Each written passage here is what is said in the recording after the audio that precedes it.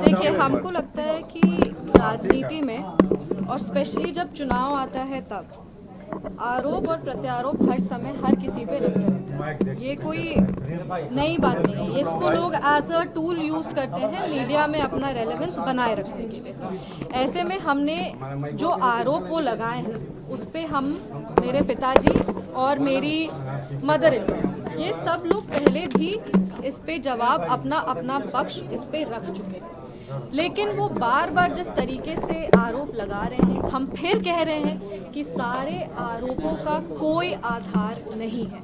ये सब आरोप झूठे हैं और ये सारे आरोप बेबुनियाद हैं। हम लोग सब अब चुनाव के समय आ चुके हैं। चुनाव के समय इस तरह का आरोप लगाना किसी पे भी बहुत आसान हो जाता है।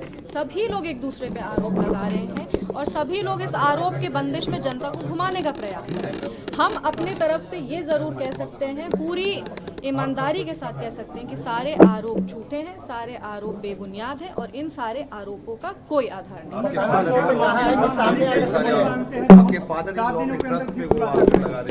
देखिए, उन्होंने आज अपने प्रेस कॉन्फ्रेंस में एक पर्सनल अटैक भी किया है। अगर आप उस प्रेस कॉन्फ्रेंस को ध्यान से सुनेंगे, हमने पहले भी कहा था अपने ससुर जी के बारे में, और उस समय सब लोगों ने कहा था कि टॉपिक को डाइवर्ट करने का कोशिश किया जा रहा है। पर आज जो प्रेस कॉन्फ्रेंस किए हैं, उन्होंने खुद मेरे ससुर जी का नाम अपने प्रेस कॉन्फ्रेंस में लिया है।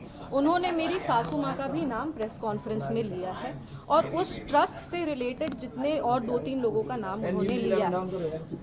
इतने ध्यान से हम प्रेस कॉन्फ्रेंस देख नहीं पाए क्योंकि हम यहाँ थे, पर हमको इतना ज़रूर पता है कि उन्होंने एक पर्सनल अटैक भी किया है मेरे ससुर जी का नाम लेकर के, कि उनके जाने के बाद हम लोग जान के ये सब कर रहे हैं। जो भी जैसा भी उन लोग पर्सनल अटैक किए हैं, वो देखिए ये दिखाता है कि उनकी सोच कैसी है।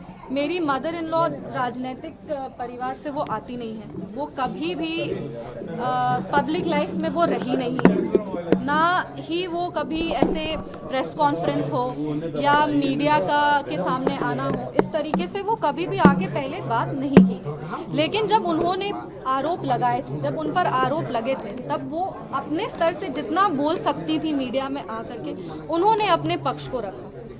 उन्होंने उसी समय कहा कि ट्रस्ट पूरी ईमानदारी के साथ क्लीन होकर के अपना काम करता है। ये ट्रस्ट आचार्य किशोर कुणाल जी के विचारों पे, उनकी जो ईमानदारी का आधार था, उस पे ये ट्रस्ट चलता है। ये ट्रस्ट का पेपर सारा क्लीन है। ऐसा कुछ भी नहीं है जो ये ट्रस्ट गलत किया है। और अगर ज़रूरत पड़े तो जिस तरीके से वो क्लिप भी हम दिखा देंगे जिसमें वो सारा कागज़ लेकर के बैठी हुई थी। तो ऐसे में ये दिखाता है कि ट्रस्ट को इन्वॉल्व करना बहुत ही, एक कहते हैं ना, एक राजनीति के स्तर को गिरा रहा है कि आप राजनीतिक लड़ाई में परिवार को भी लेकर के आ गए हैं। परिवार पे आप आरोप भी लगा रहे हैं, आप पर्सनल अटैक भी कर रहे हैं। बोलने को बहुत कुछ कहा जा सकता है, लेकिन बोलने के लिए मतलब हम इधर से बोलेंगे और फिर वो उधर से बोलेंगे और इसका कोई अंत नहीं है।